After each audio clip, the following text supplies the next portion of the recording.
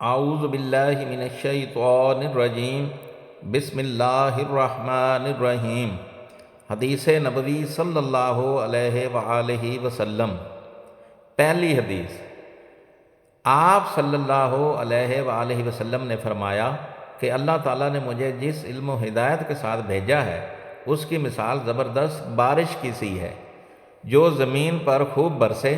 بعض زمین جو صاف ہوتی ہے وہ پانی کو پی لیتی ہے اور بہت بہت سبزہ اور گھاس اگاتی ہے، اور بعض زمین جو سخت ہوتی ہے وہ پانی کو روک لیتی ہے۔ اس سے اللہ تعالیٰ لوگوں کو فائدہ پہنچاتا ہے، وہ اس سے سیراب ہوتے ہیں اور سیراب کرتے ہیں۔ اور کچھ زمین کے بعض خطوں پر پانی پڑتا ہے جو بالکل چٹیل میدان ہوتے ہیں، نہ پانی روکتے ہیں اور نہ ہی سبزہ اگاتے ہیں۔ تو یہ اس شخص کی مثال ہے جو دین میں سمجھ پیدا کرے اور نفع دے۔ اس کو وہ چیز جس کے ساتھ میں مبعوث کیا گیا ہوں اس نے علم و دین سیکھا اور سکھایا، اور اس شخص کی مثال جس نے سر نہیں اٹھایا یعنی توجہ نہیں کی، اور جو ہدایت دے کر میں بھیجا گیا ہوں اسے قبول نہیں کیا۔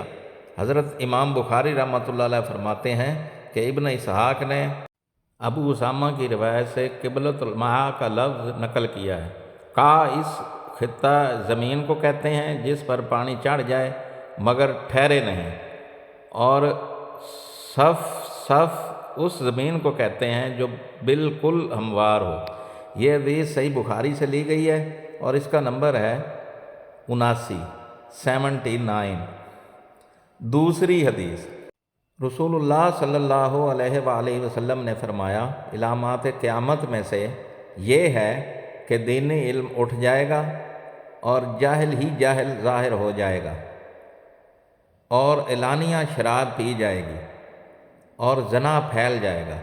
یہ حدیث بھی صحیح بخاری سے لی گئی ہے اور اس کا نمبر ہے 80۔ تیسری حدیث، میں تم سے ایک ایسی حدیث بیان کرتا ہوں جو میرے بعد تم سے کوئی نہیں بیان کرے گا۔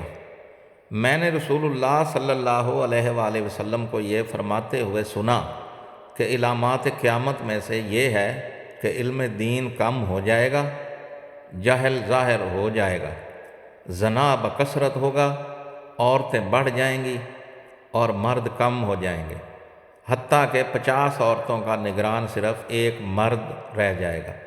یہ حدیث بھی صحیح بخاری سے لی گئی ہے اور اس کا نمبر ہے 81۔ چوتھی حدیث،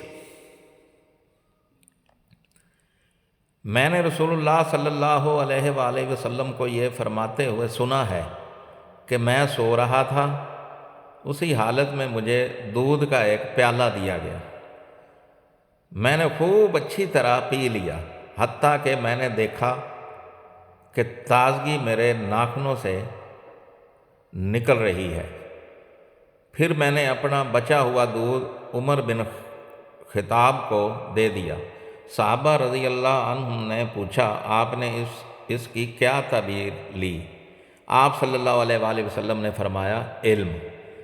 یہ حدیث بھی صحیح بخاری سے لی گئی ہے اور اس کا نمبر ہے 82۔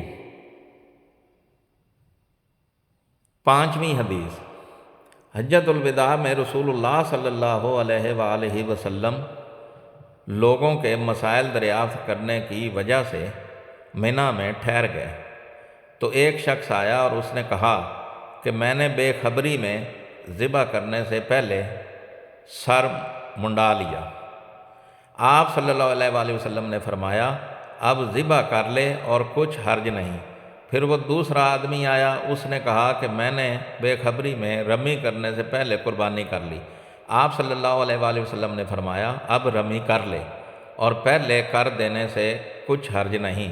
ابن عمر کہتے ہیں اس دن آپ صلی اللہ علیہ وآلہ وسلم سے جس چیز کا بھی سوال ہوا جو کسی نے آگے اور پیچھے کر لی تھی تو آپ صلی اللہ علیہ وآلہ وسلم نے یہی فرمایا کہ اب کر لے اور کچھ حرج نہیں۔ یہ حدیث بھی صحیح بخاری سے لی گئی اور اس کا نمبر ہے 83۔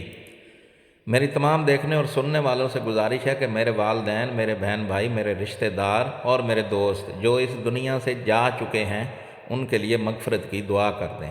جزاک اللہ خیرہ۔ دعا گو طارق سلطان شاہ ہاشمی۔